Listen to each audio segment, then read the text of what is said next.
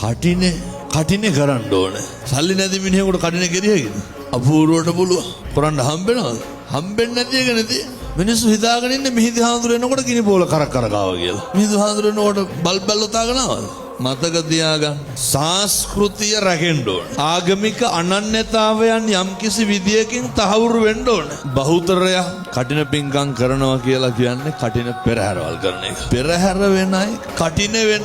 නාගිත හාමුදුරුවෝ කොහොමද කටින පිංකම කරේ? වස්තුම් මාසයක් පුරාවට භික්ෂුන් වහන්සේලාට ආරාධනා කරලා වස්තුම් මාසෙම පේවස් සමාදන් වුණා. පුදුම විදියට සිල් රැක්කා. මොකක් වෙනුවෙන්? කටිනේ වෙනුවෙන්. සිල් රැක්කා කියලා කියන්නේම කය වචනය සංවර කරගත්තා කියන. ඔබට දෙන්න තියෙන සරලම පිළිතුර තමයි භෞතික දේවල් වල තියෙන වටිනාකම මත පින් තීරණය කරන්න බෑ. සල්ලි වියදම් කරපු පළියට පින්කම් කරන්න බෑ. සමහර විතාගෙන ඉන්න බුදියාගෙන ඉඳලා නැගිටලා පාන්දර ඇවිල්ලා කඩන පෙරහැර රුපියල් 100ක් දාපුවාම කඩනානිසංස හම්බෙනවා කියලා. එහෙම රුපියල් 100ට කඩනානිසංස ගත්තා කියලා. අප්පුගේ සබන් කෑල්ලක් කෙල්ලපුවාම කඩනානිසංස හම්බෙනවා.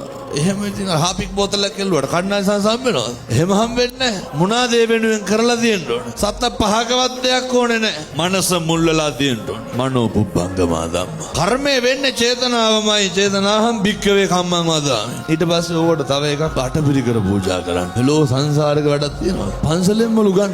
දැන් ඔය ඇඳගෙන ඉන්න ඇඳුමට කීයද? මුළු අටපිරිකරෙම කීයද පන්සලෙන් හාඳුරුවන් ටෝක් කරලා ගන්න? 2500 ගන්නවා. නැද්ද?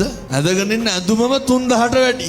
අටපිරිකරේ 2500. පින්නතුනේ. ඔය ඇත්ත හොඳටම දන්නවනේ ඔය කෑලියට රුපියල් 2500ට ගන්න බෑ කියලා. ඕකේ 2500ට වටිනාකමක් තියෙනවා. අර කොලේයි ඔය කාඩ්බෝඩ් ටික එක්කහු කරපුවා 2000 යකඩ කෑලි පාත්‍රේ රෙදි කෑලි 2500ට හරියන්න මොනවා හරි ඔතලා තියෙනවා. අටපිරිකරේ වටිනාකමක් තියෙනවා. දැන් මේ පාර වස් සිවුරු පූජා කරනකොට සිවුරක් කීයද? 2000ද? සිවුරු කට්ටලයක් මහන්න රුපියල් 15000ක් විතර යනවා. කොහොමද තියෙන්නේ අර අටම 2500ට ගන්න කඩේකේ? දන්නව නේද දඩ බොරුවක් කරන්නේ කියලා. මොකටද නංගේ? ඒව ගෙනල්ලා දීලා කියනවා මොනවාද? එහි බිකු මහනුපු සම්පදාව හම්බෙන්න ඕනලු. තව විසාකාට හම්බෙච්ච අර මාලේ හම්බෙන්න ඕනලු. රුපියල් 2500ට.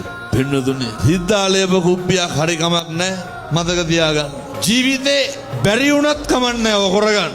තියෙන්නේ ඇල්වතුරු වීදුරුවක් නම් ඒක හරි ගෞරවයෙන් දෙන්න. එච්චරයි. ලෝකෙට පේන්න දෙන්න එපා. දුන්න කියන්න දෙන්නත් එපා.